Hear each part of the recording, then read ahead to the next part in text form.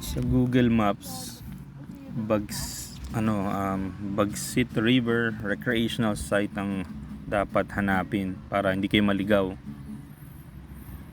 Kasi yung iba nakalagay Bagsit River pero mali naman. So yung papunta doon, sementado naman ang kalsada. Kaya hindi mahihirapan yung mga sasakyan pumunta. Pwede kahit yung sedan na kotse, kaya kahit yung paakyat. Pero kung sa river crossing, hindi pwede yung sedan. SUV lang yung pinapatawid nila. Medyo may paahon pero hindi mahirap akyatin along the way. So maraming tao sa regular na weekends. Kaya nagpunta kami nung December 24.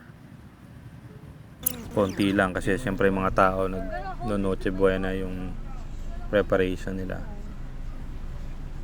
Yung CR o restroom parang so-so lang.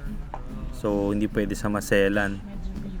May cottages pero walang fan, walang aircon kasi wala namang kuryente sa lugar. Yung ilaw nila naka-solar lang. Sobrang lamig ng tubig, malinis. Siyempre batis yung ilog. So may part na malalim. Merong 6 feet, merong nasa 20 feet. Pero mabato.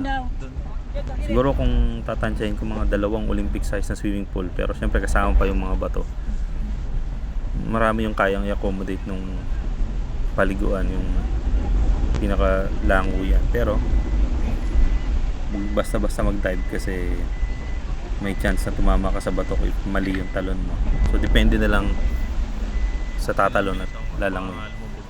Yun lang, enjoy. Very cool. Doon na ka. Dito. Patras na lang. Okay, sige.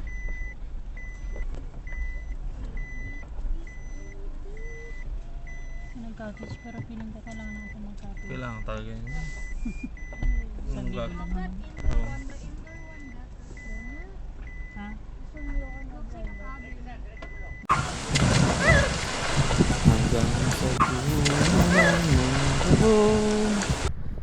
Hanggang maubos ang ubo, hanggang gumulong ang luha, hanggang mahulog ang tala. Masdan mong aking mata, di mo ba nakikita? Ako ngayon at nasa langit ng gusto mo ba sumama? Larga.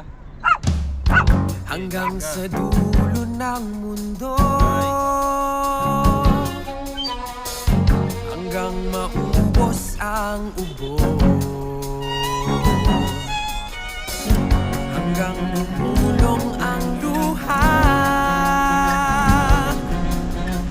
hanggang mahulog ang tala. Basta't mo aking mata, di mo. Hindi ka talaga nag-seatbelt eh.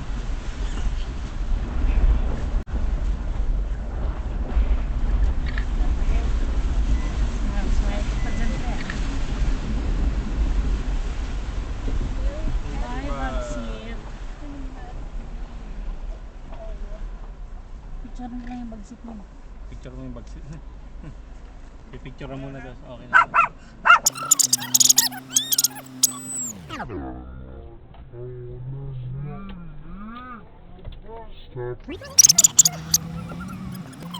Walang park. Walang ano. Walang nagpa-park.